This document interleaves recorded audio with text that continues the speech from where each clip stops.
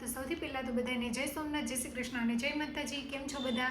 તો આજે હું તમારા માટે સ્પેશિયલ રેસીપી લઈને આવી છું। આજે આપણે બનાવીશું કાઠિયાવાડનું સ્પેશિયલ આપણે ભીંડાનું ખાટીયું શાક બનાવીશું, જે આપણે છાશવાળું બનાવીશું। તો વિડીયોને તમે સ્કીપ કર્યા વગર એન્ડ સુધી જરૂરથી જોજો।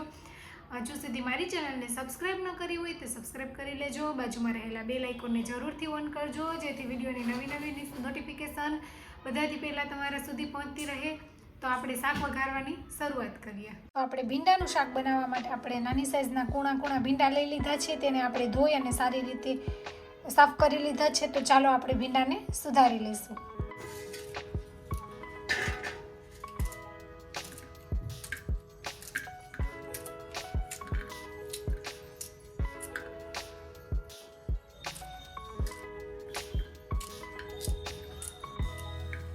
તો આપણે આવી રીતે બધા જ ભીંડાને સુધારી લઈશું।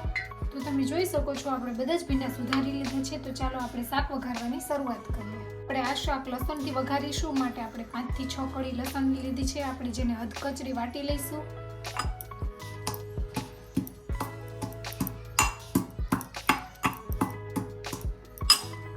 તો શાક વઘારવા માટે આપણે સૌપ્રથમ તેલ લઈશું।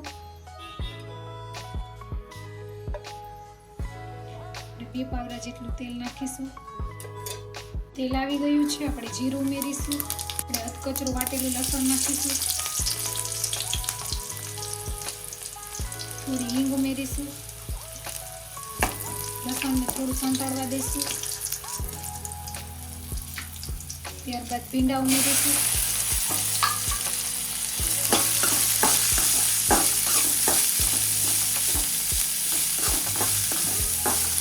સ્વાદ અનુસાર નમક ઉમેરીશું।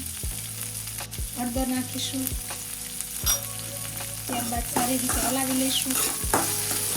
ફેમિલી, આ શાકમાં લસણનો વઘાર કરવાથી શાકનો ટેસ્ટ ખૂબ જ સરસ આવે છે। તો જો થોડું લસણની કળી દાજી જાય તો સ્વાદ ખૂબ જ સરસ આવે છે અને ખાવામાં ખૂબ જ મજા આવે છે। તમે એકવાર જરૂરથી ટ્રાય કરજો આ રીતે શાક બનાવવાની। આપણે આજે ખાટીયું શાક બનાવવાના છીએ, છાશવાળું। તો વિડીયોને અંત સુધી જરૂરથી જોજો કે આપણે ભીંડાનું ખાટીયું શાક કેવી રીતે બનાવીએ છીએ। આપણે શાકમાં એક નંગ ટામેટું ઉમેરીશું, જેથી ભીંડાની ચીકાશ બળી જાય। આપણે ઘરના દેશી ચેરી ટોમેટો લીધા છે, જે ખાવામાં ખૂબ જ સ્વાદિષ્ટ લાગે છે।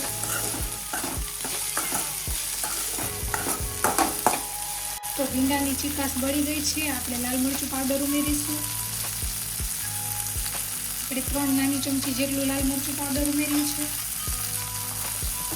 સારી રીતે હલાવી લઈશું।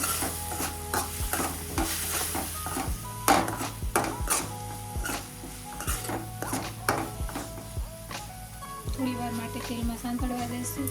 તો સરસનો મસાલા સાથે ભીંડા મિક્સ થઈ ગયા છે। હવે આપણે 1 વાટકી જેટલી છાશ ઉમેરીશું। વધારે ખાટી પણ નહીં ને એકદમ મોળી પણ નહીં, મીડિયમ છાશ આપણે લેવાની છે। શાક તો મસ્ત ખાટું એકદમ સરસ સ્વાદિષ્ટ બને છે છાશવાળું। તો ભીંડા તો તેલમાં ચડી જ ગયા છે, હવે આપણે થોડી વાર માટે તેને ઉકળવા દઈશું। તો મસ્ત શાક ચડી ગયું છે, આપણે તેમાં ધાણા જીરું પાવડર નાખીશું। ત્યારબાદ કોથમીર ઉમેરીશું। તૈયાર છે ખાટીયું ભીંડાનું શાક। ચાલો તેને આપણે સર્વ કરીએ।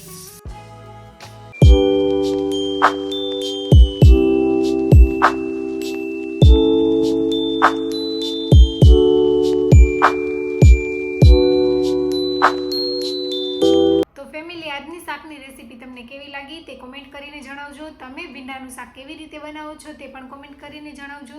આવી નવી રેસીપીના વિડીયો જોવા માટે મારી ચેનલને લાઈક, શેર અને સબસ્ક્રાઈબ કરો। તો મળશું આવી નવી રેસીપી સાથે। આવજો। જય સોમનાથ, બાય બાય।